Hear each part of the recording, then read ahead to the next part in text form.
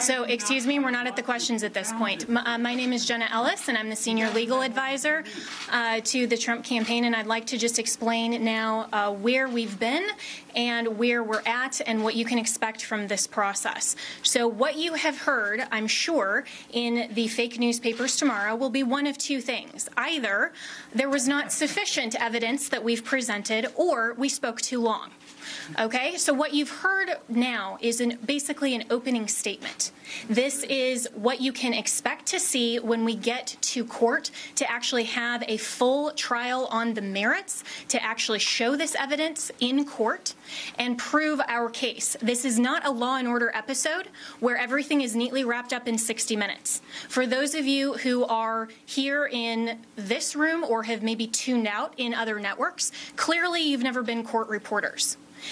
Trials take time. Putting on evidence takes time. This is basically an opening statement so the American people can understand what the networks have been hiding and what they refuse to cover, because all of your fake news headlines are dancing around the merits of this case and are trying to delegitimize what we are doing here. Let me be very clear that our objective is to make sure to preserve and protect election integrity. President Trump has been saying from day one that this is about maintaining free and fair elections in this country.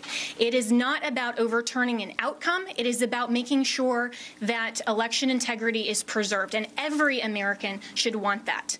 If every American is not on board with that, you have to ask yourself why. And if your fake news network is not covering this or allowing you to cover it fairly and accurately, you should ask yourself why. This is absolutely a legitimate legal basis. We have been asked to provide an entire case that generally would take years in civil litigation. I've been a prosecutor. I have tried cases with far simpler facts. One thing happened in a matter of minutes, and it still takes days. And we go through a jury process. This is the court of public opinion right now. We are not trying our case in the court of public opinion, because if we were, we would get unbiased jurors. I would strike 99% of you from the jury, and I would be allowed to because of the fake news coverage you provide. You are not unbiased jurors. And until you step out of your role as a journalist and actually go into a courtroom and you are a judge on a bench that has sworn an oath to be unbiased in our separation of powers, then your opinion does not matter. The facts matter, the truth matters, and if you are fair reporters, you will cover that fairly and appropriately, and you will allow coverage of our media team here and our legal team. That is absolutely shocking that all you cover are around the margins, and I've seen all of you taking pictures right now, and I can anticipate what your headlines are going to be. If you are not willing to talk about the evidence that has been presented, then that is absolutely unacceptable for journalistic standards. This is an opening statement. This is something where we have told you what the evidence will show, and we have given you a brief description. That happens in a courtroom all the time, where that's not the fact-finding process. That is just an overview. That is what we have given you today because the American people deserve to know what we have uncovered in the last couple of weeks. Remember, this is such a short time frame, and this is an elite strike force team that is working on behalf of the president and the campaign to make sure that our Constitution is protected. We are a nation of rules, not a nation of rulers. There is not someone that just gets to pick who the next president is outside the will of the American people. And that is our task, because when we talk about voter fraud, it's actually election official fraud. That cannot stand. The Constitution requires that the state legislatures are the ones that make election law. It still has to go by the U.S. Constitution. But what has happened in this case is that state and local level officials, and all the way up, have changed the rules. That's what the Democrats do. If they don't like the rules, they change them. And they change them at the last minute. They manipulate them. They want to tear down our American system. Our founders were so brilliant that they anticipated this, that there would be corruption, there would be foreign influence, there would be attempts to manipulate the outcome of the election, especially with who they called our chief magistrate. I would encourage all of you to go home and actually read Alexander Hamilton's Federalist 68. and see what he described as an advocacy position to adopt and ratify the Electoral College and the process by which we select our president. We select our president through the Electoral College not because it disenfranchises voters, but because it is a security mechanism for exactly the type of corruption that we are uncovering. And every American should be grateful and thankful that our founders had the foresight to put in those protections and provisions to make sure that your legitimate legal vote is not disenfranchised. That is what we are advocating for. We want to make sure to protect election integrity, and your president, President Trump, we are so proud that he is in this fight because he understands that when he swore his oath of office, he swore an oath to uphold and defend the United States Constitution. That is what he is doing. And that is what we are doing. We are confident that through this multiple pathway to victory, we will get to the actual outcome that the evidence shows. But this is not about overturning an election on our part. It's about making sure that we protect and preserve free and fair elections for all future American elections. If the United States caves to corruption or this type of election integrity disaster, then no election will be secure from here on out. And we all need to be keenly aware of that. We are the representatives here that are standing in this gap and defending President Trump and defending you, the American people, at the end of the day.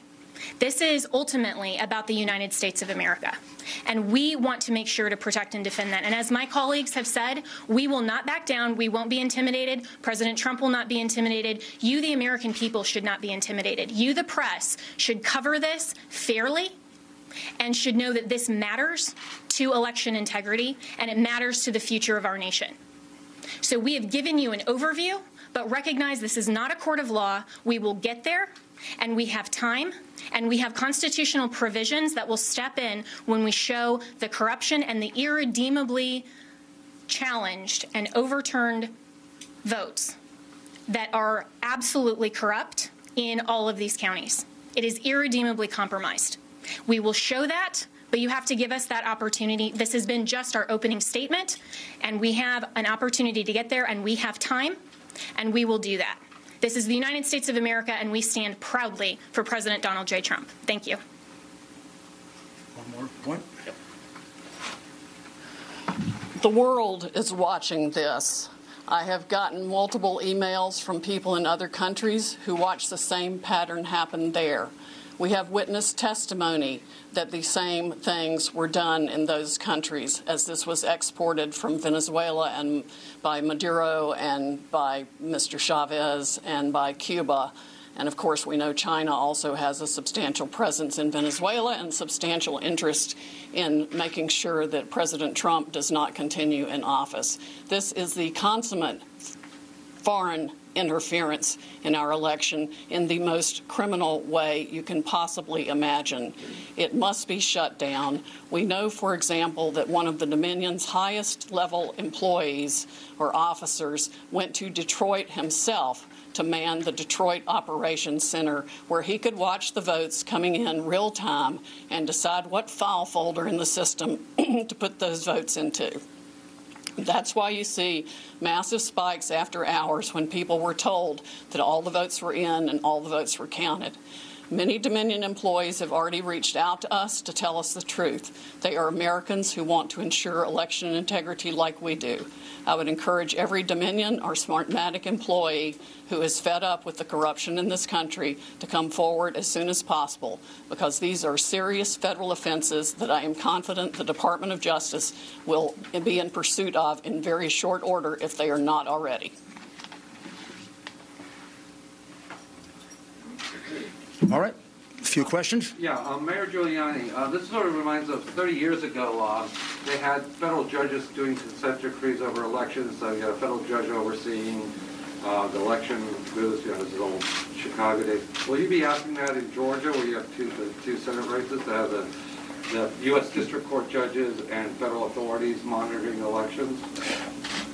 I can't say what's going to be done about... Right now we have sort of a Operation Grey Lord. I'm sorry, in what county? County, Pennsylvania. Yes. Atlanta, there's sort of an Operation Grey Lord. I don't know if you were informed of that. I know about it. I really can't give you an opinion on that. I think, obviously, every election official should learn something from this and be very, very careful with the next election. I know this is a lot of information that we've given you, probably because we're frustrated with what we keep reading and hearing in the censored press, which is that we have no evidence, we have no specifics, we have no backup for what we're saying, and you largely ignore the affidavits that are filed. Whether you agree or disagree with an affidavit, it's evidence. You can't say, I mean, you're just lying to the American people when you say there's no evidence. Sydney was giving you information that come from affidavits from other people that are given under oath. I was explaining things to you from affidavits that come from other people, American citizens, who swear under oath that they saw 100,000 ballots come in and that they were all for Joe Biden, and that I should point out, now that Sydney has spoken, that those happened just around the time that the Dominion or Smartmatic people called a halt to the election.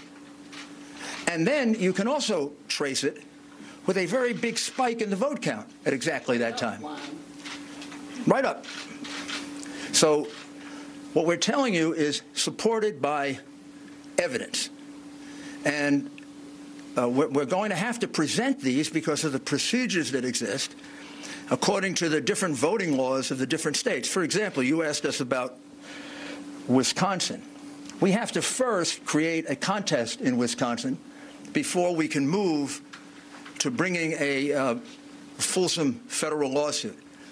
The contest, from everything I can see, is going to overturn the vote because it's going to show somewhere around 100,000 illegal ballots in 2 counties that Biden carried by 75, 80%. And you know how close Wisconsin is. And what I'm talking about is the absentee ballots for which there were no applications. And that's not just a small matter. The reason for the application and the reason to keep all these things together is precisely to avoid what the Democrats did in this election, which is to misuse the absentee ballot process and the mail-in ballot process in order to cheat. So they really cheated in 2 respects. They cheated with the machines. Instead of asking me,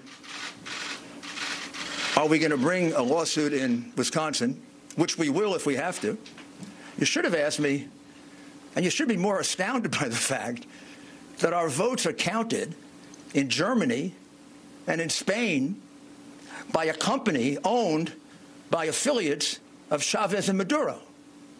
Did you ever believe that was true? Did any of you here believe that that was possible? Of course it's not. Of course it shouldn't be possible. I don't know if we're going to have time to develop all that in time to fill the requirements of all these cases. We have enough evidence without that to overturn this election. We have it from the affidavits of American citizens.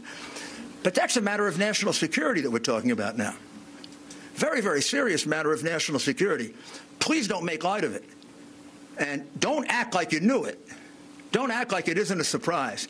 If that's not a headline tomorrow, then you don't know what a headline is. There isn't a single person in this country that would have believed that we have states that are stupid enough to have our vote sent out of this country.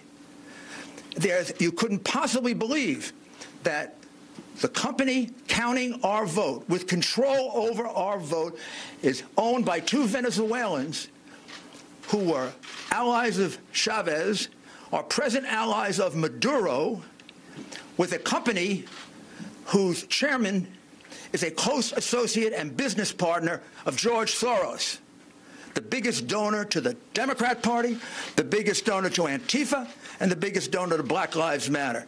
My goodness, what do we have to do to get you to give our people the truth? Yes. Thank you, Giuliani. My name is Liz Willis with RSCN. Some on this legal team have mentioned before that people close to the Trump campaign are pressuring them to drop the investigation into Dominion. Can you go further into detail and tell us specifically who those people are? Also, if it's possible, can you tell us if they work with some of our powerful defense groups in the United States, such as the CIA?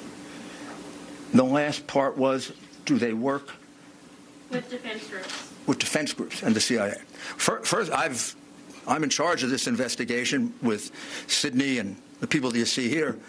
There's been no pressure to stop investigating Dominion. No one's in fact, there's pressuring y'all to stop. No, there's pressure to go as fast as we can. I mean, I think there was uniform shock when we first heard it.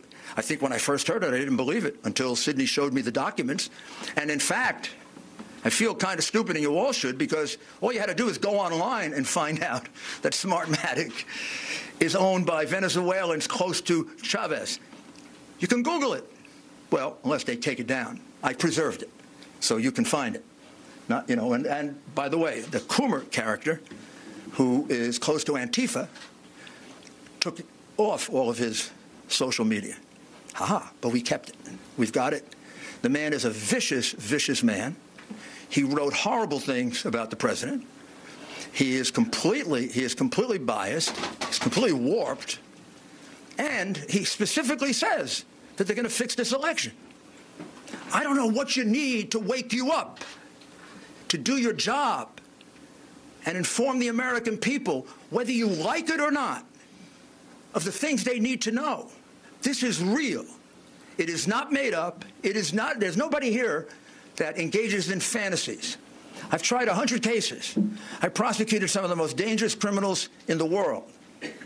I know crimes. I can smell them. You don't have to smell this one. I can prove it to you 18 different ways. I can prove to you that he won Pennsylvania by 300,000 votes. I can prove to you that he won Michigan by probably 50,000 votes. When I went to bed on election night, he was ahead in all those states, every single one of those states. How is it they all turned around? Every single one of them turned around? Or is it more consistent that there was a plan to turn them around? And since there are witnesses who say there was a plan to turn them around, and it kind of begs credulity to say that it all happened in every single state, my goodness, this is how you win cases in a courtroom. Sir, is it your goal here to pressure officials and lawmakers in these battleground states to block or delay certification so the GOP can pick their own electors? Is that the end game here? Our goal here is to go around the iron curtain of censorship that, what publication are you with? CNN. It's to go around the outrageous iron curtain of censorship and get facts to the American people that if you were a fair and honest network, you'd have been reporting for the last 2 weeks. These are facts. These are things that actually happened. These people really wrote these affidavits. These affidavits are really part of the public record. You're concealing them, you're covering them up, and our role here is to do your job because you don't do it. Chanel? We have witnesses who have actually reported. Where are you, FBI? And nothing's happened as a result of it. I don't know where the FBI has been for the last 3 years. I have no idea where the FBI has been for the last 4 years. Explain to me how the FBI concealed a memo in the hand of Brennan to Obama saying that Hillary basically made up the Russian collusion plot. They withheld that for 4 years and cost our country $40 million and 2 impeachment, one attempted, one actual, and then an acquittal proceeding. I don't know where they've been. I don't know where they were on the hard drive. They got it 10 months ago. There are clear crimes revealed on it. Didn't do anything with that. I don't know where they are now. Our country has had its ballots counted, calculated, and manipulated in a foreign country with a company controlled by friends of an enemy of the United States. What do we have to do to get the FBI to wake up? Maybe we need a new agency to protect us. I have no idea. If I may speak for just a minute, in terms of the level of corruption we are looking at here, we have no idea how many Republican or Democratic candidates in any state across the country paid to have the system rigged to work for them. These people didn't do this just to take control. They make one heck of a lot of money off of it. Think about the global interests behind your own news organizations.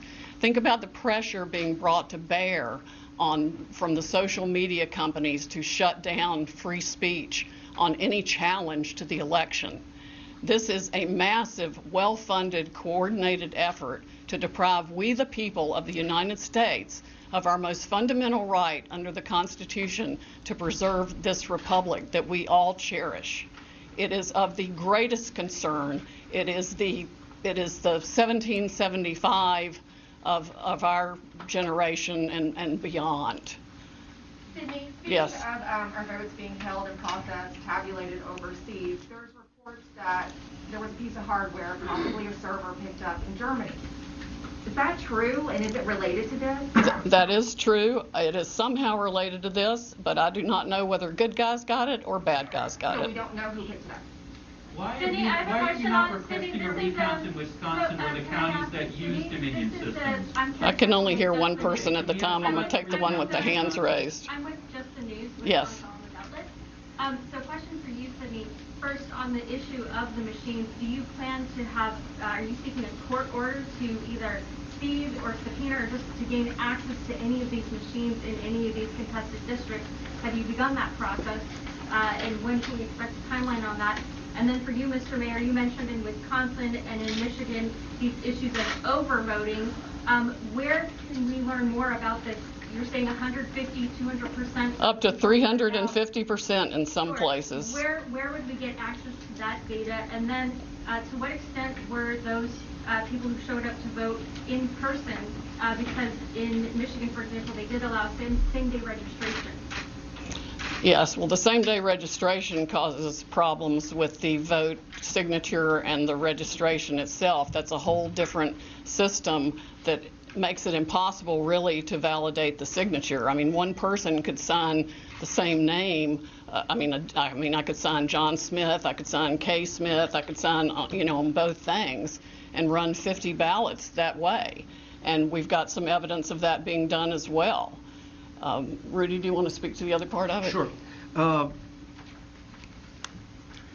We have now 3 overvote analyses done. One for Pennsylvania, one for Michigan, and one for Wisconsin.